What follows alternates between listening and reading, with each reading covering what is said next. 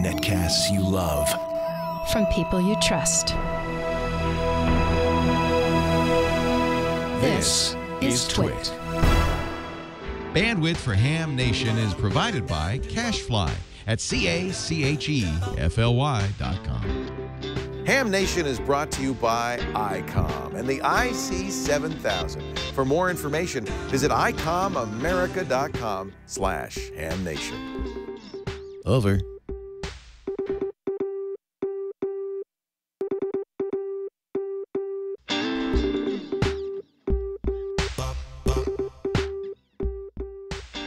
This is Ham Nation, episode number 60, August 15th, 2012.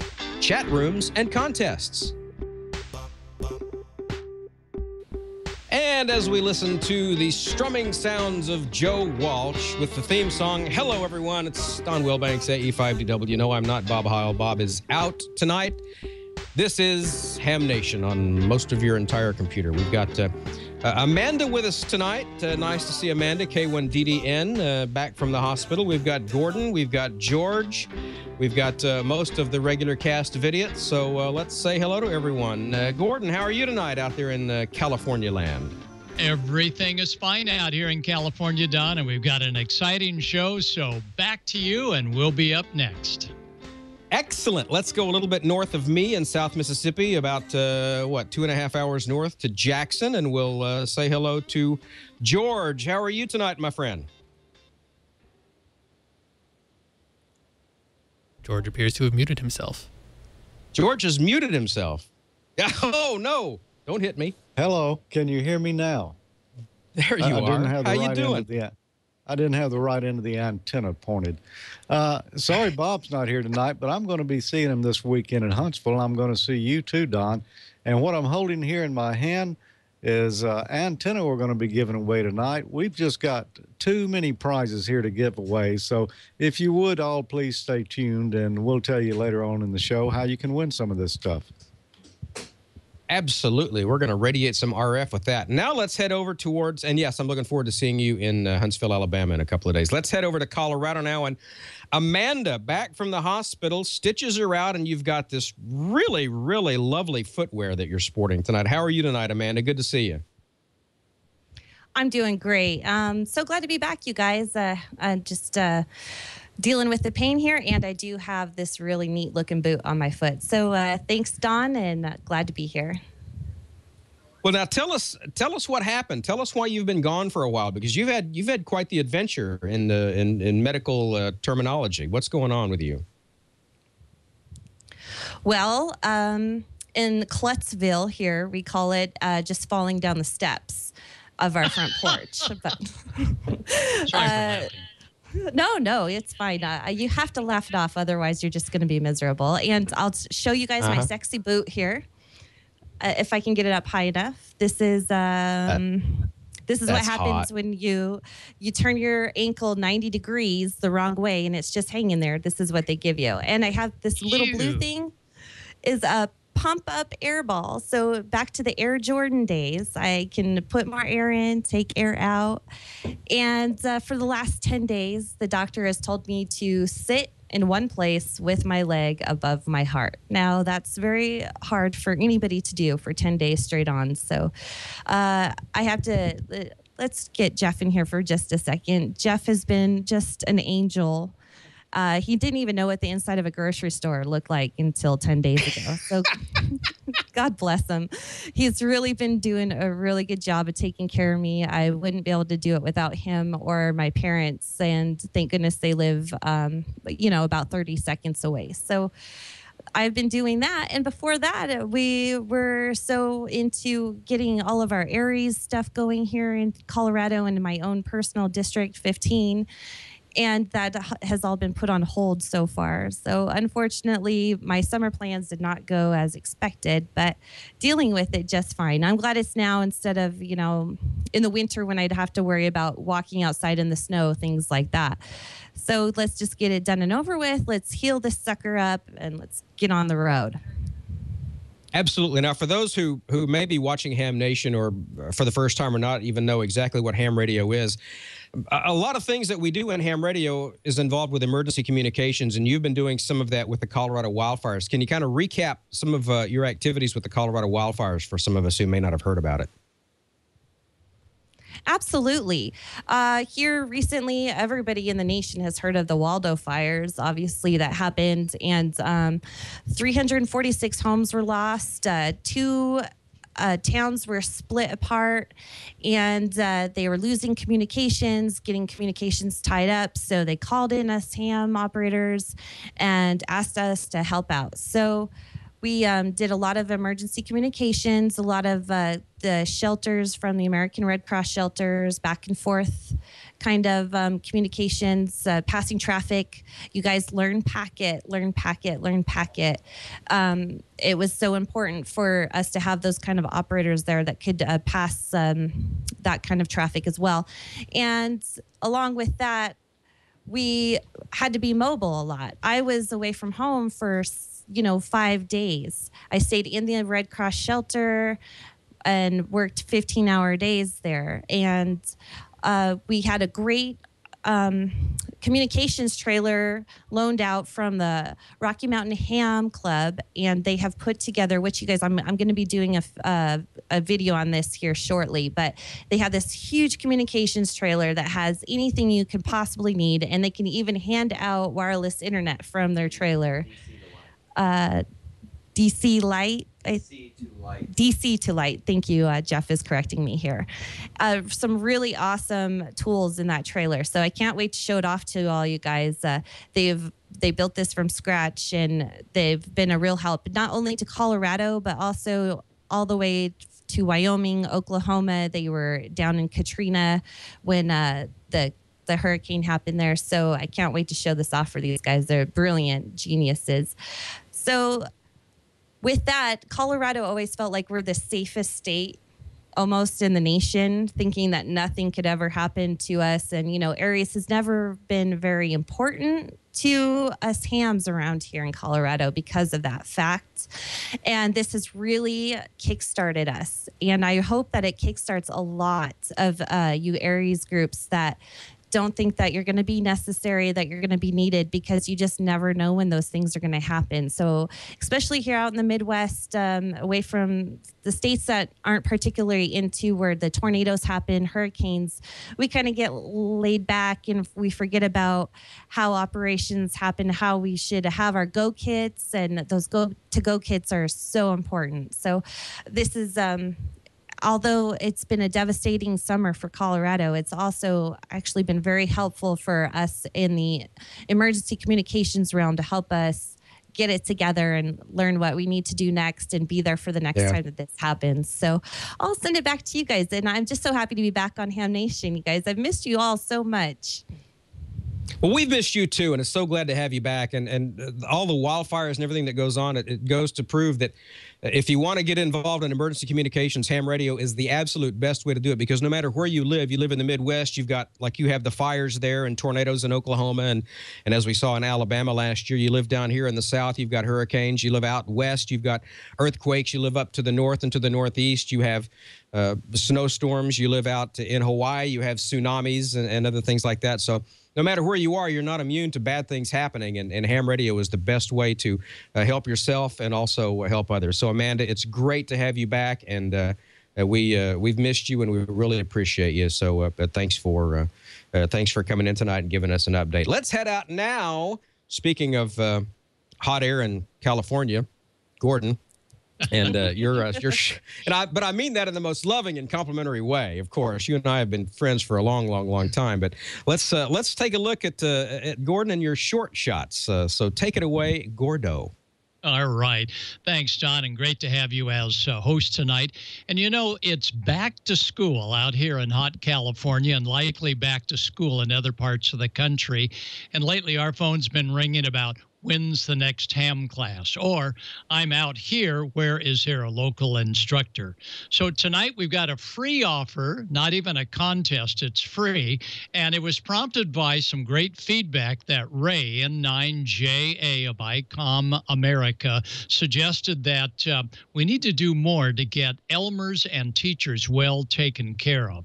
So tonight for Ham Nation instructors or Elmers or club reps that work with a ham instructor, we've got a package of instructor guides, one for tech, general, and extra.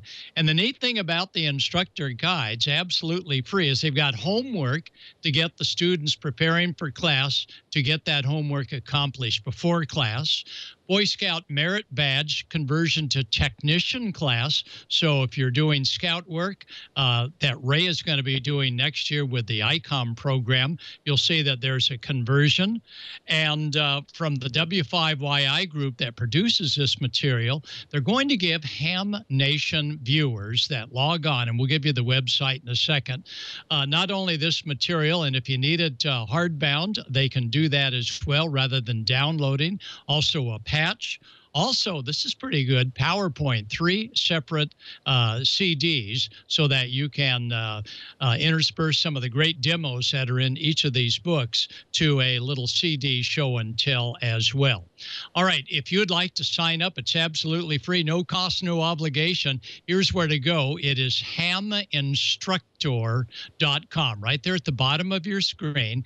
And be sure and put in, when you sign up for haminstructor.com, that you are a Ham Nation listener or Ham Nation viewer, and they'll give you some additional information that will be coming to you in the mail along with your registration, where you can download all of this for free.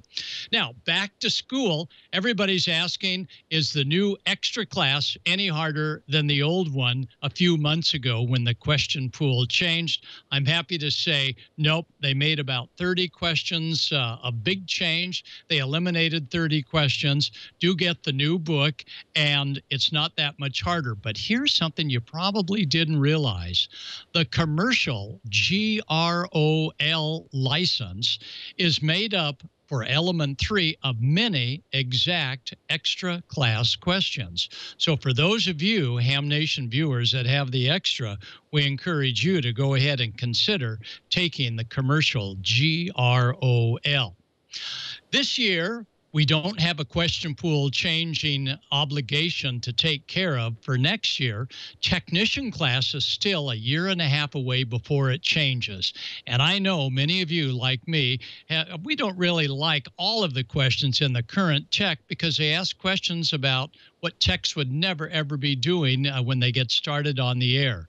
If you would like to author some tech questions and send them to me, I will get them in front of the question pool committee to be considered. So when you're taking the technician class through its new question pool 1.5 years from now, you'll say, hey, I dreamed up some of those questions. So you can send me an email at either the address at the beginning of the show or Gordo at make that Gordo at WB6NOA.com.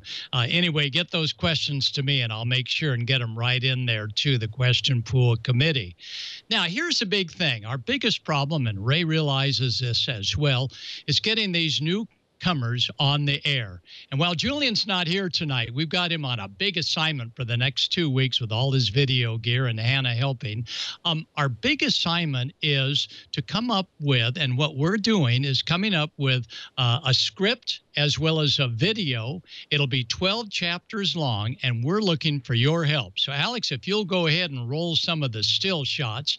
What we're trying to do is to have a book for a brand new technician, so when they get that brand new transceiver, we're going to take them through how to operate it step by step, all about repeaters. What's an offset? What's subaudible tone? Same thing for mobiles, and we're also going to highlight new technology, so they're not just an FMHT operator, but also with APRS, and that's where Don does his thing.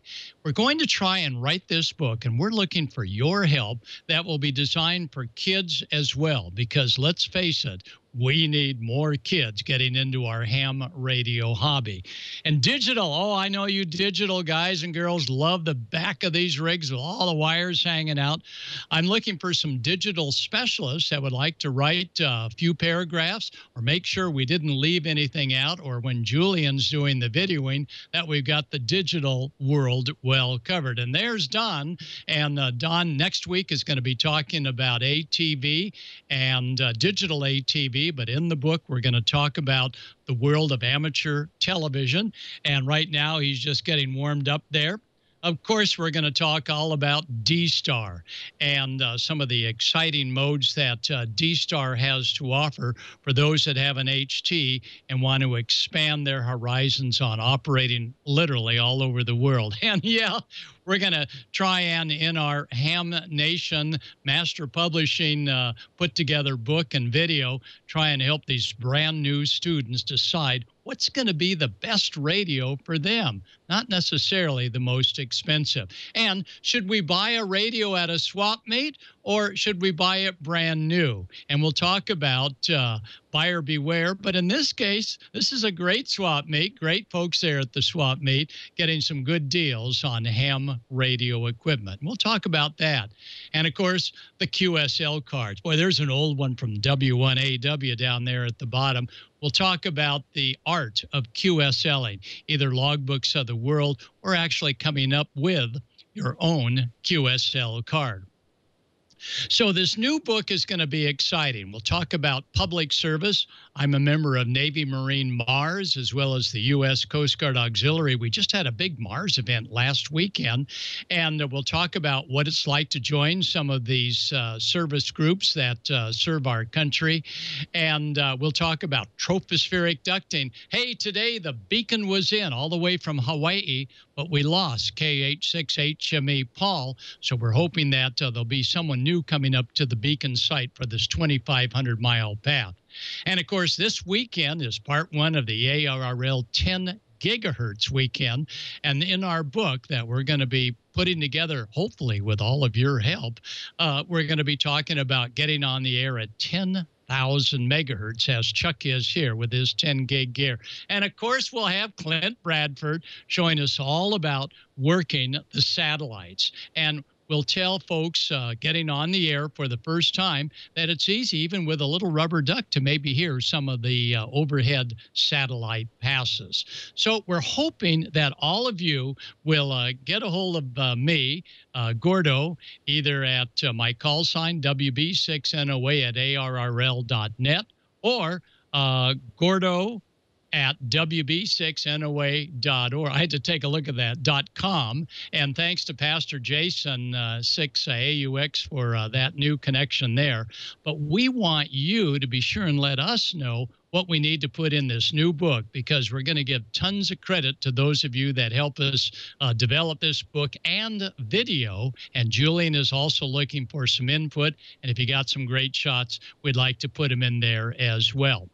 So 100 years of ham licensing is here this coming Friday. We hope you all celebrate. We're all going to go to Don's house as he makes his way down to see the gang in Huntsville. If you can't make Huntsville, www.w5kub.com, and we'll probably see Bob and George and Don and all the others having a great time there. So again, be sure and log on to haminstructor.com, or send me an email and get these free instructor guides that I've written, along with the CDs, a PowerPoint, and that way we'll make teaching ham radio this fall the #1 item for newcomers as well as upgrades to get advantage of this great hobby. So, Don, back to you, and have fun in Huntsville. Go ahead. Oh, you know we will. And if you're a new viewer to Ham Nation, or you're new to ham radio and not exactly sure who all these people are here, Gordon West, WB6NOA, is the #1 ham radio instructor in the world. I think, Gordon, you probably have the distinction of helping get more people licensed in ham radio than anybody else on the planet. And we appreciate everything that you do for ham radio. And, yeah, we're really looking forward to Huntsville, Alabama Ham Fest, where at 2 o'clock Central Time, on the W5KUB.com web stream, you'll see me up on stage awarding the Amateur Radio Newsline Young Ham of the Year Award to a very deserving Aaron King, AK4JG, and I am really looking forward to that. Let's move over towards the chat room, and let's bring in another one of our friends from up north, Cheryl, K9BIK. She's going to help us out with the chat room. So, Cheryl, how are you tonight? Are you with us? Hi there. Good evening, there everyone in Ham Nation chat room and listening and watching. Hi, Don. Hi, Gordon. Hi, Amanda. Nice to see you there tonight. And it's a big question pool I have here. So if you want to get started, you just let me know when you want to do that, because they really are ready for you. We've got a few minutes now. Let's take about 7 or 8 minutes and talk about the chat room. That's what tonight's all about. So hit us with your questions. Very good. I have a question. What is a suggested training website to prepare for a ham radio license? That was a major general question. If you'd like to take that, Gordon, if you have the answer for that, what's a good website? Well, you know, there's some great websites that are available, but because the question pools change every year from class to class, it would be pretty expensive for someone to develop a website where they would take all of their training just on that website for a particular license. So I always say the very best education is to find a local club that is offering a ham radio class. Hopefully they'll be using my exclusive books, because I come with a book, which means they can call me up with any technical question or what rig to buy or questions like that, and I answer the phone myself. And so I would say certainly use the web for good information, but I'm not aware of an actual amateur radio full course that is free on the open web. Go ahead.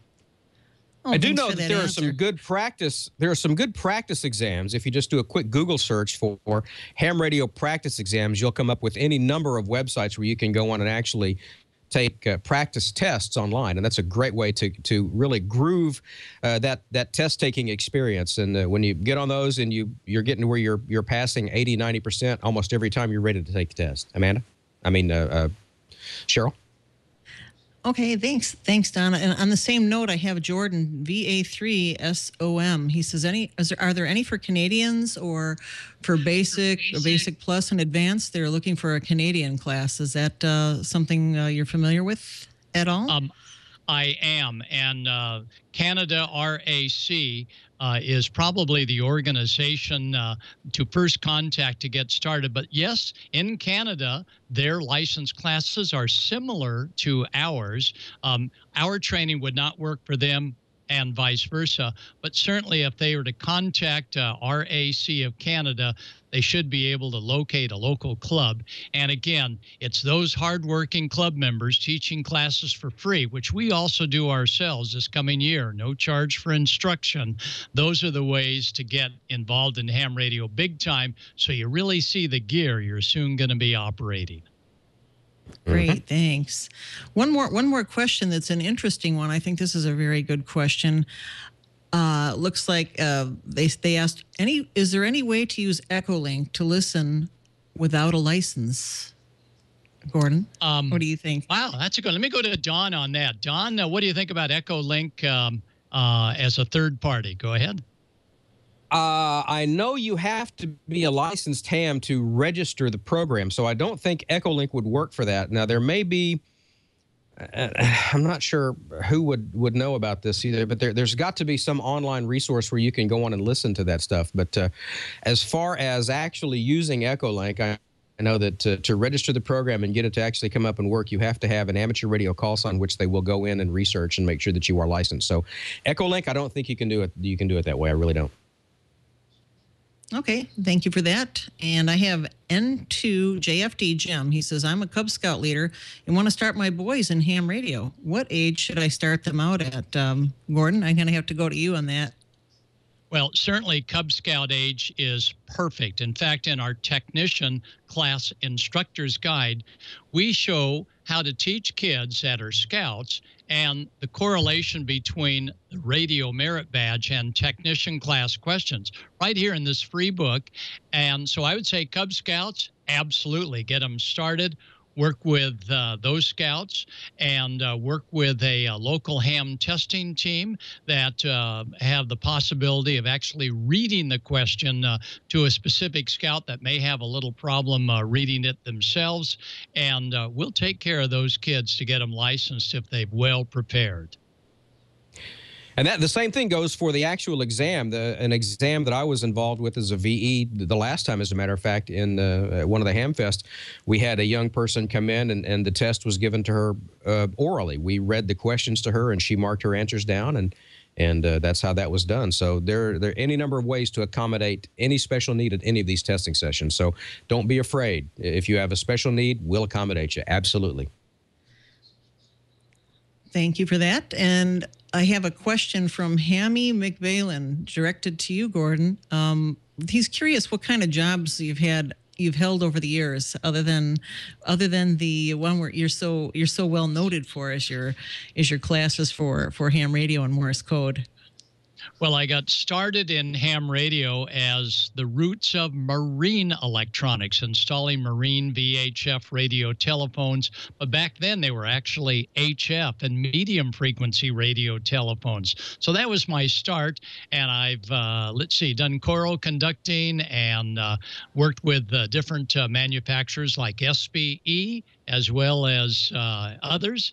And I have something coming to me right now. Oh, U.S. Army, yep, did that as well. So they all contributed to this fabulous hobby of getting involved in instruction, which I've been doing now for 40 years. Wow, excellent. Thanks for that answer, Gordon. And we also have Damien, that would be KD8NLG. He said, what would be a negative side effect to folding each leg of a dipole in half? So instead of each leg being 50 feet, they would only be 25 feet long. What would be a negative side effect? Is there any detriment to that configuration? That sounds like a question for George, being the broadcast engineer. George, do you want to take that one? George? Yeah, you'll get, what would I call it, wrinkles in the wire where you twist it. It's going to change the impedance a little bit. It's also going to change the radiation angle some, but that can be done. You're probably going to have to cut a different length of wire, though, to get it to match. And there are folded dipole antennas out there, so you might want to do a little research before you tackle that project. What do you think, Gordo? You know, I absolutely agree. That would be an eighth of a wave on each side. Or excuse me, yeah, it'd be an eighth of a wave and an eighth of a wave. The feed point would go wacko. So if they're going to do like a folded dipole, then they need to treat it like a folded dipole and come up with the correct balun for it. Great. One more thing. This is for everybody. I want to start out with George on this one. He says, Chris, that would be N8OXC. He wanted to know what your favorite current antenna is at your QTH. I'm going to start with you, George. What is your favorite antenna at your location? Well, that's kind of hard to say, but so I guess I'll say for HF, I really like my 80-meter loop. I've had a lot of good luck at that. It's quieter than the other antennas I have had. Although I just received a mystery antenna from our friend Phil, AI4DQ. This is a good antenna too now. It works good too. But I'm planning on trying that. It's very flexible, that antenna. It is, yeah. It feels like it's part of me almost. But I'm planning on trying that mystery antenna. Yeah. I'm going to try that mystery antenna as soon as the leaves fall off the tree here and I can shoot my slingshot up through there. Excellent. And how about you, Dan? What's your favorite antenna? I've got, as far as, I'm a big fan of wire antennas, and I don't have my tower up here yet. The G5RV is a great antenna, wire antenna, if you're limited on space. If you have unlimited space, I've got an antenna called a Carolina Wyndham. It's an off-center fed dipole, basically, and it's from a company called Radio Works that made this commercial version. Of course, they're easy to make. Any type of a wire antenna is easy to make, but the Carolina Wyndham, I have the 80-meter version. I had a 160-meter version as well that was like 300 and something feet long, so if you have the room for that, that's a great one. As far as mobile, I'm a big fan of the screwdriver type antennas for mobile HF. Have you heard of the Tar Heel before? The Tar Heel mobile screwdriver antenna? Yeah, that's what I have. I have the little. I have two. I have the little Tar Heel original, and I have the little Tar Heel 2 on my Jeep right now, and those things work great. Yeah, the II, absolutely. That is a good one. David has that in his truck, too. It really works well. And Gordo, how about your favorite antenna? Well, my favorite for brand new students coming up on HF with a brand new, either a tech license for 10 meters, CW on 15, 40, and 75, or a general license for all the HF bands would be an off-center fed Wyndham, because you can put it up at less than $125, add some coax. No tuner is necessary external. The rig's built-in tuner. That certainly helps on some of the installations. And it's an inexpensive antenna. Radio works, and another favorite, radio waves make great off-center fed Wyndham antennas. And by the way, over my shoulder, Jim's Engraving is who makes the call letter plaques that many of us have, including you, Cheryl, and Edmund Scientific. Both of these are in my instructor's guide book as resources. Edmund Scientific make the little flashing as I talk, and they go up and down. That's one of their awesome demonstration units that they sell. Inexpensive, like $18. Back to you, Cheryl. Nice. That is an awesome flashing little antenna that you had. I didn't know where you got that from. So thanks for sharing that with the audience tonight, too. We all want to know where to get that, for sure. And the other question is, someone says they plan on building an antenna farm like Bob's, but just a little smaller, and they're just trying to say, what's the best place to start? I know about the MIT coaxial dipole and want to put some of those up, but again, where do I start? Perhaps that might go to you, George? You start at the far end of the coax. I mean, there's no good answer. That's right. It depends on your property. You know, it's what you've got to work with. Dipoles are good. That off-center fed that Gordon was talking about is a good antenna. I use one of those on 40 meters myself, and the bands above that. But, yeah, I don't know. It depends on what you got. You know, I'm kind of partial to that loop, but Bob is pulling me in toward that coaxial dipole pretty hard, so we'll eventually have to give that a try as well. Certainly, absolutely. And my favorite antenna is the mystery antenna, also from AI4 Delta Quebec, who is a big advocate of that. And that's where I get the really big signal out, coupled with an amplifier. You know, it just really gets out, and unbelievably so. So good luck with your install on the mystery antenna. And DX Engineering has some things about that, and the balance, because we use a 4-to-1 balun on this system here. And I think that might have a little bit to do with making a difference. So consider that when you put yours in, George. But other than that, there was one other one from KC9UDA Tom. He says, where might one find information about a local ham radio club and Aries group? So I'm thinking they're thinking of Races and Aries. Maybe you just would search that in Google. Is there any other sites or anything that you might suggest? ARRL.org. All right. That's a pretty easy one right there then. Yep. Other than that, what reflector is the D-Star net on tonight? I always get that all the time, constantly. Is that still on 14 Charlie, I believe, isn't it? Yeah. Reflector 14, module C. Yeah, Thank you very 14 much. Charlie. There you go. And that's what. All That's right, pretty we will much, check. Much wraps it up. Good. We'll see if we can check back with more chat room stuff a little bit later on. But we're talking about antennas reminded me that a great antenna deserves an excellent radio, and that, of course, would be ICOM. And they're a sponsor here of Ham Nation tonight. And let's bring in a ham of some renown, W6TWT, to tell us about ICOM. Leo? Hello, hams. Hi, George. Hi, Gordo. Hi, Bob. Let me interrupt. May I interrupt for a moment? You know I'm an ICOM fan. I am all... Huh? Bob's not on the show. Bob! All right, Gordo and George, you know. And Bob's there. Bob's always there. Bob's there in spirit.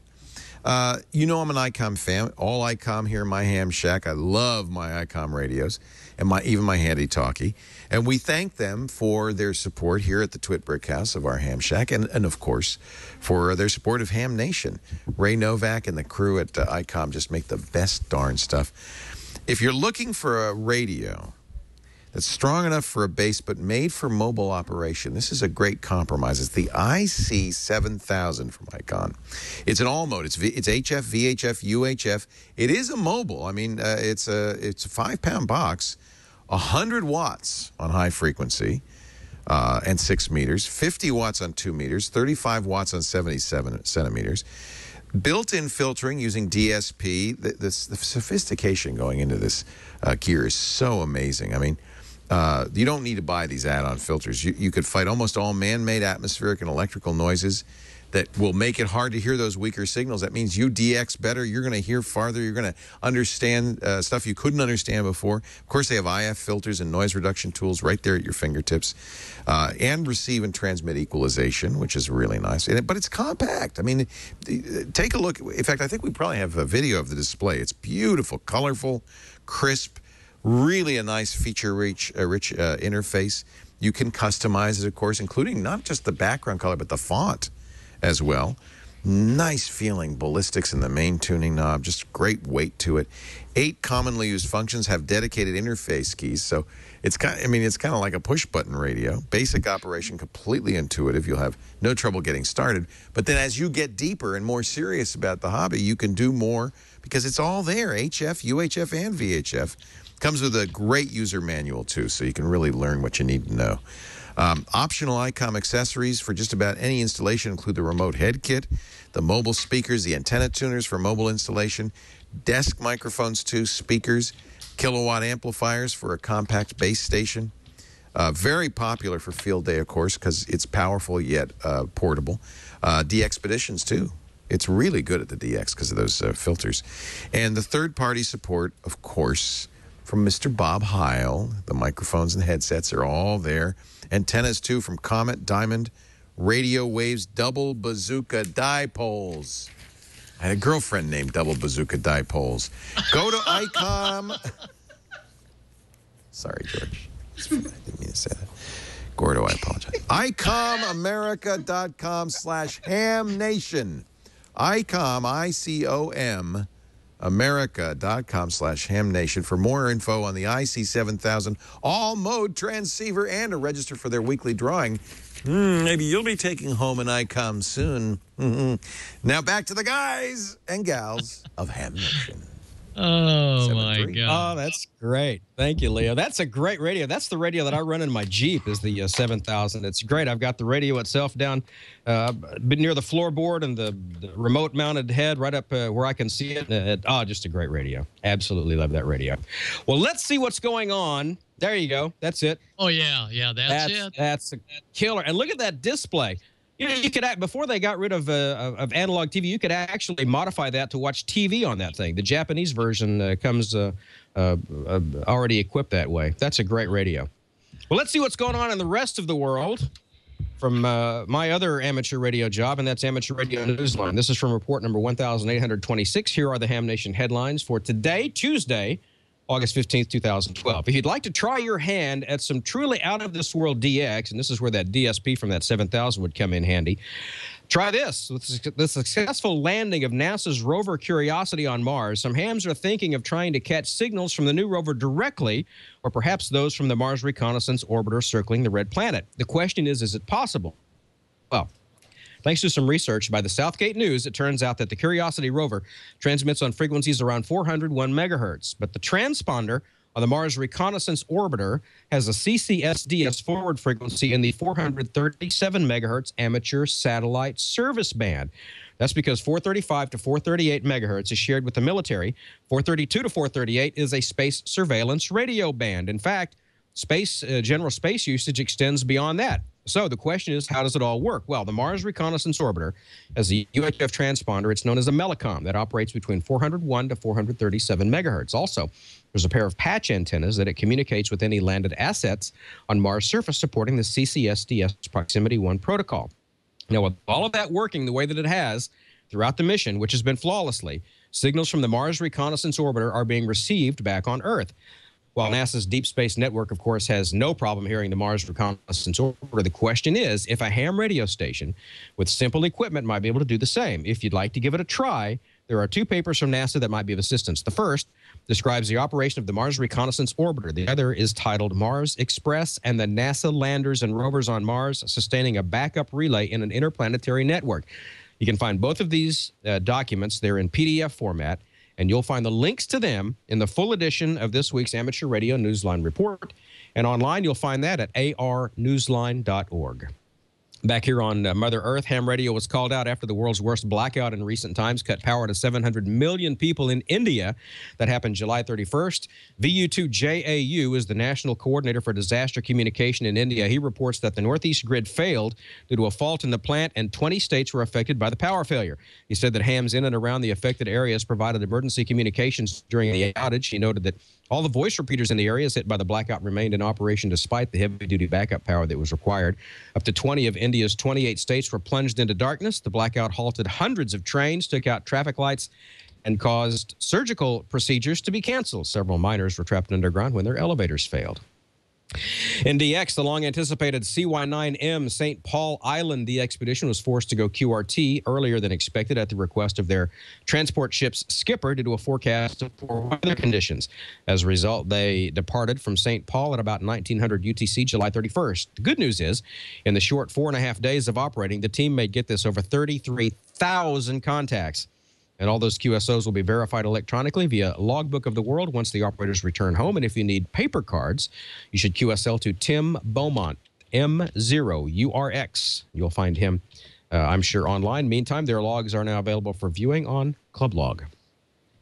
ARRL President Kay Craigie, N3KN, has appointed James Millsap, WB4NWS of Ackworth, Georgia, as the new ARRL Southeastern Division Vice Director. That was effective August 1st. This after the former Vice Director, Andrea Hartledge, KG4IUM, resigned because she's accepted a job outside of the division. Hartledge's replacement, Jim Millsap, began his ham radio career at age 12.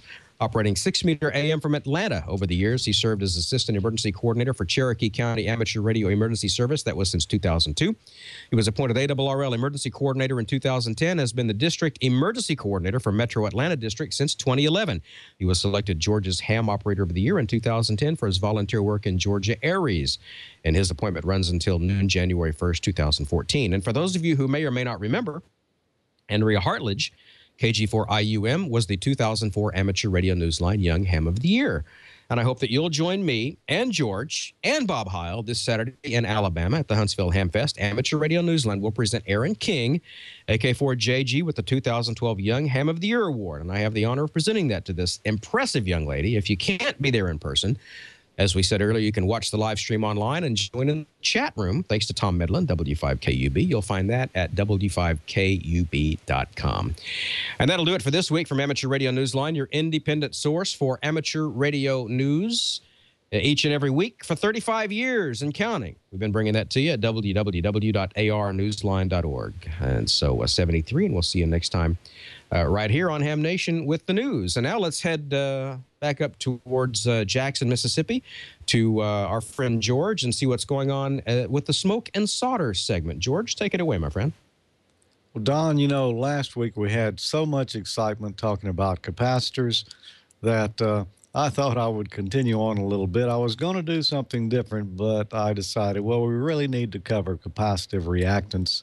And so that's what we're going to do this week. So, Alex, if you'll roll the video. Last week on Smoke and Solder, we talked about capacitors. Now, this week, we're going to continue by covering capacitive reactance. According to electronics-tutorials.ws, when you apply a DC voltage to a capacitor, the capacitor itself will draw a charging current from the supply voltage and charges up to a voltage that's equal. Likewise, when the supply voltage is reduced, the charge stored in the capacitor also reduces and the capacitor discharges. In a circuit that's supplied with an AC signal that's constantly swinging from negative to positive, you've got a frequency, and the capacitor is either being charged or discharged on a continuous basis. As the capacitor charges or discharges, a current flows through it that is restricted by the internal resistance of the capacitor.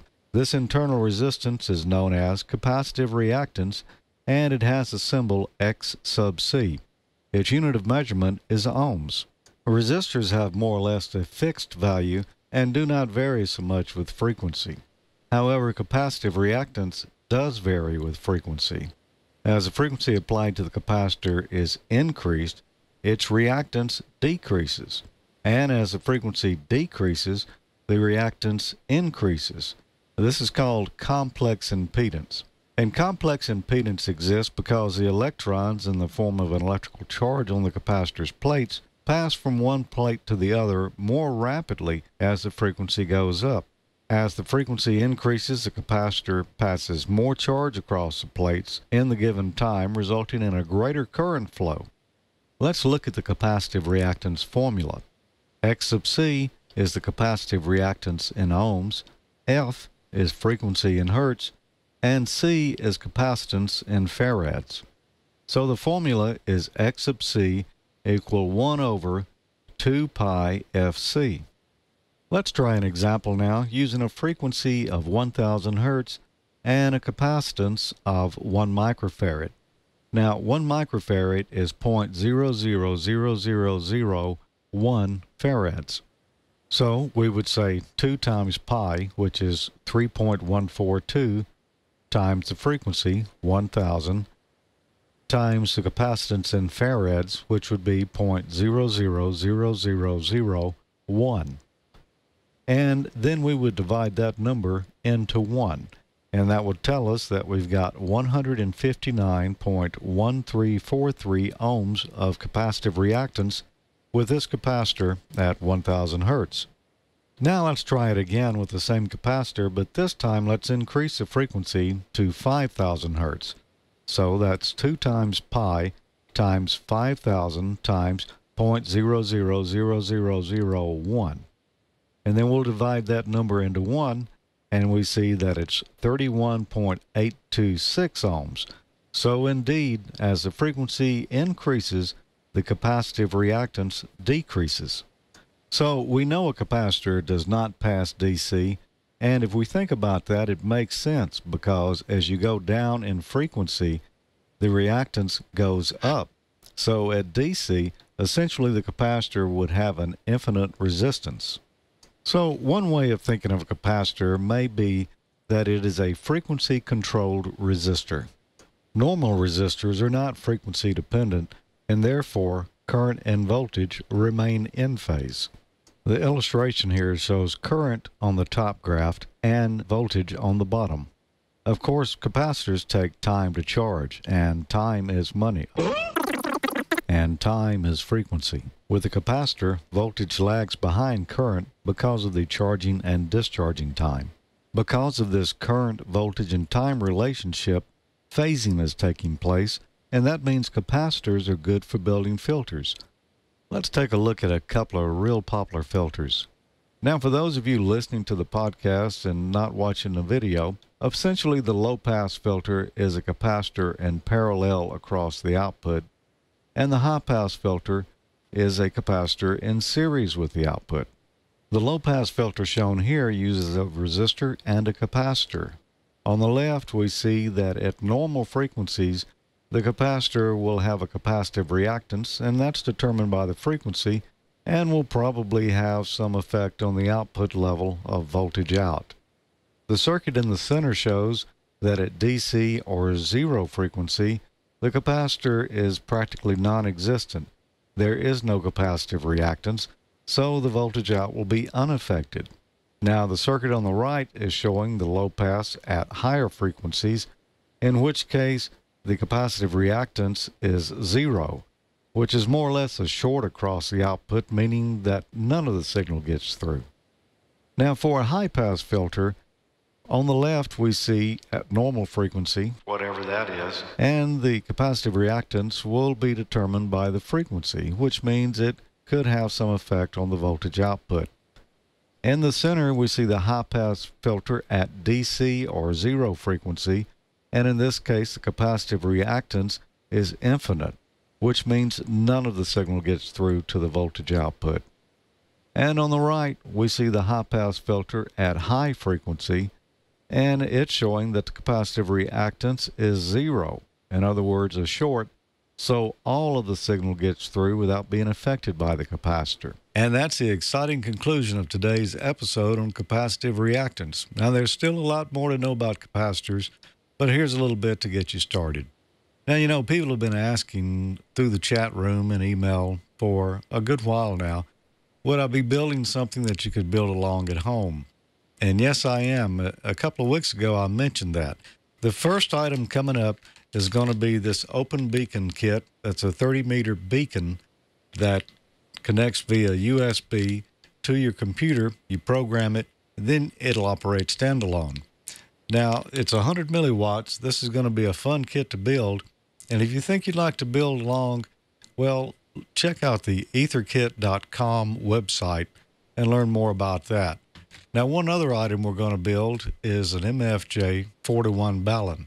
Now, the part number for that is going to be MFJ 913K, and I'm still waiting on the prototype, so we're not quite ready to go with that yet, but it's coming real soon.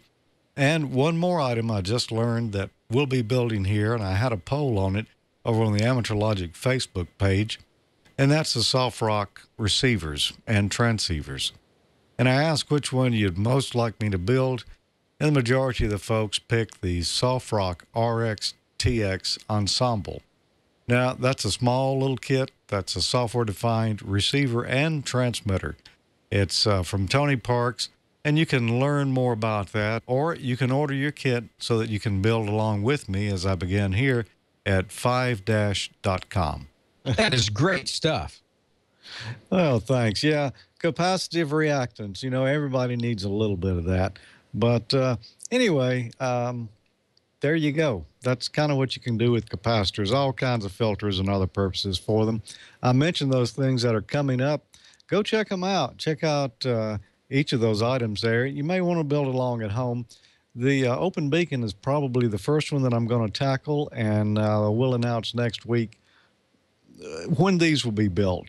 I did hear from MFJ this morning, and I should have the prototype here tomorrow of that Ballon kit, so we'll get a little closer look at that.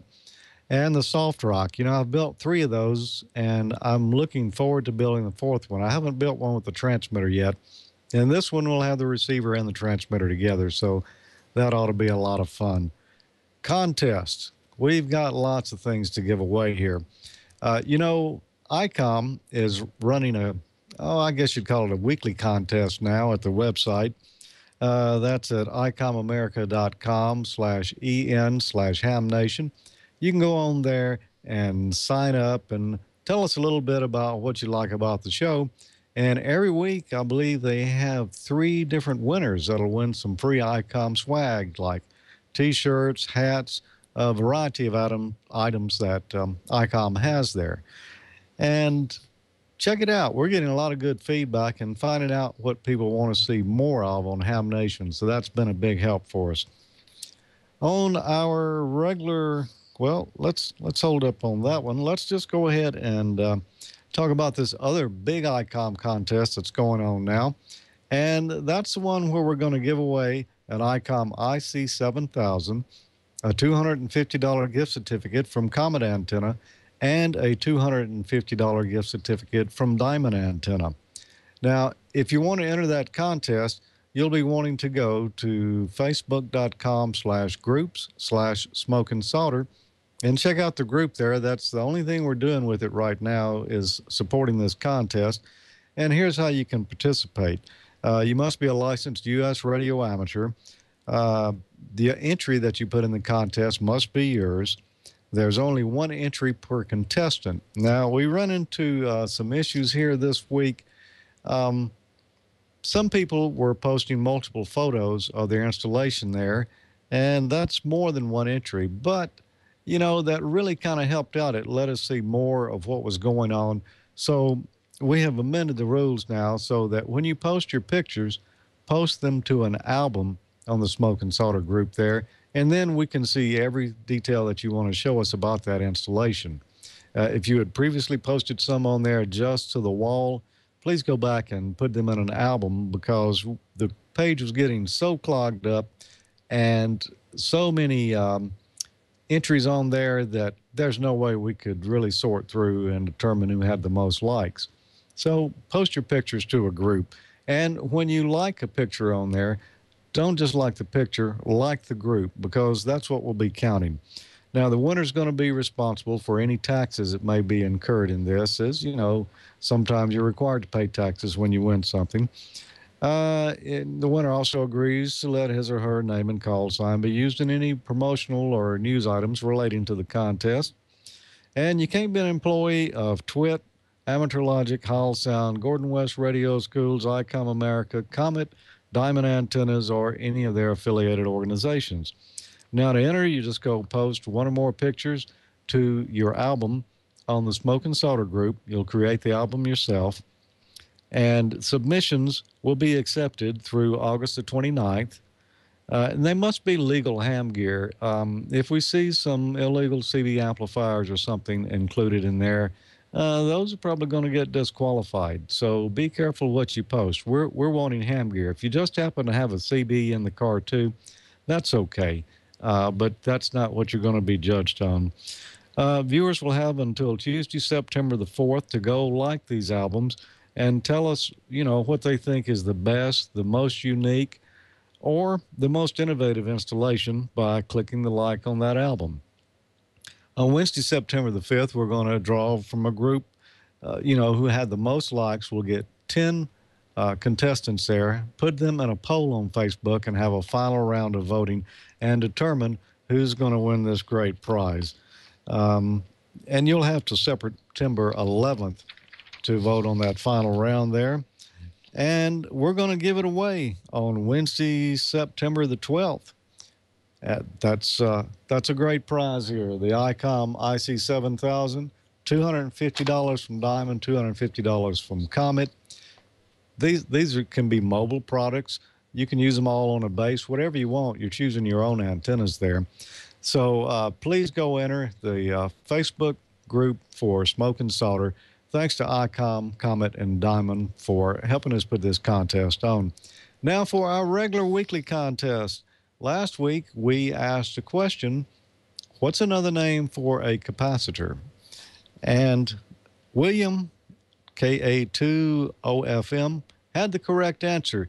And he said a capacitor can also be called a condenser. So congratulations, William. We're going to be sending you that soldering kit from cheapham.com. And for next week, what we're going to give away is a special item here. We were talking about Diamond a minute ago. This is an X50A antenna. It's, I don't know the exact length of it. It's probably, in the neighborhood of 5 feet. It's a dual band UHF VHF antenna. It's, I call it small because the one I've got is a bigger model. It's about 18 foot, but this is a great little antenna here, especially if you don't have a lot of room. And a lot of people are using these. This is going to be given away next week on Smoke and Solder. If you would like to win this Comet X50A antenna, then what you need to do is send me an email to hamnationcontest@gmail.com and tell me what's the gain on VHF and UHF for that antenna. And we'll have a lucky winner next week who can pick that up from us. So that's it for Smoke and Solder this week. And I see we've about run the clock down there, Don. Ooh, that was jam-packed. What's the model number on that antenna again so we can look up and see what the gain is so everyone has a good chance of winning that? What's the model number on that? Yeah, that's the Diamond X50A. Diamond X50A. Boy, that makes some great antennas. Man, we've got some we're giving away a 7000. We're giving away this. We're giving away that. We're giving, can we give Gordon away? No, we might want to keep Gordon. No, we're keeping him. All right, let's see. I think we may have time for one more question from the chat room, Cheryl, if you've got one more for us. We're getting close on time here. Okay, first off, I want to say thanks to all the hams nationwide and outside of the country, too, for your questions and for all your informative comments tonight. We so love them and keep them coming for us. Will anyone from Ham Nation be attending Pacificon was one of the questions in the chat room from Ken. Yes, good question. Gordo will be there. So, yes, I'll be there all 4 days, although it's a 2.5-day show. See you at Pacificon. Excellent. Great. And Franklin, congratulations on getting your general class license. That's KD0RSJ. Franklin worked very hard, and he just can't wait to get on the HF. So congratulations. Excellent. And we'll turn it back over to you, Don. Thanks so much. See you next time on Ham Nation. Absolutely. Cheryl, thank you so much for a man in the chat room for us. It's hard for us to watch it while we're standing here staring into the unblinking eye, and we do appreciate everything you do for us. We appreciate Amanda and wish her all the best. And, of course, Bob will be at Huntsville. I'll be at Huntsville, and George will be at Huntsville. Gordon will not. He's not making the trip. But we'll see you all there at Huntsville this Saturday and Sunday. And George, I imagine you're going to be bringing your camera and doing some video stuff as well. So that will be a lot of fun. I'm looking forward to seeing you and seeing Bob there. It is going to be a lot of fun, and we're going to be shooting some video for Ham Nation, I'm sure, and some for AmateurLogic.tv, which, by the way, will have a new episode out in the morning that you might want to check out. I talk a little more about that Raspberry Pi, and that sure is a tasty little computer, Don. Boy, no kidding. And looking forward to the Young Ham of the Year award. That's going to be a lot of fun. I've been involved with that since 1995 and have met every young ham since 1995. And in fact, I've taught several of them to do cannonballs in the pool. So you'll have to ask the MFJ guys about the time where we put all of the furniture in the pool. But that's a story for another episode of Ham Nation. We've come to the end of this one. So we want to thank everyone in the chat room for being with us tonight and everybody watching. George up in Jackson, thank you for being here out towards California, and Gordon West, thank you for being here, and of course Amanda in Colorado, and Cheryl up there in the Great White North. Where are you, Cheryl? You're up in Illinois, aren't you? Yeah, up around northeastern Illinois, near the Wisconsin border. There you go. There you go, up there in Cheese Country. Well, thanks to everybody for being here tonight, and thanks to Bob Heil, K9 EID, for letting me sit in his chair. There you go. There's the information. And, of course, we'll join you on the nets tonight. What are the frequencies of the nets? Anyone know? George? 3.847 megahertz, 7.268, and 14.268 megahertz. For digital, you can do Echo Link, which is at the Star Do Drop In Star conference server. That's node number 355800. And for D-Star, join us on Reflector 14 Module C. Or if you don't have D-Star gear, you can listen at wx4adx.com/listen. There you go. Yeah, look at that. Here we go. There you go. That's Echo Link on the iPhone. It's a great way to do that if you can. So, all right. So for everyone tonight watching, we'll say 73, and thank you so much for being here on Ham Nation, and we will see you next time right here on the TWiT Network. Thank you all. Good night. 73.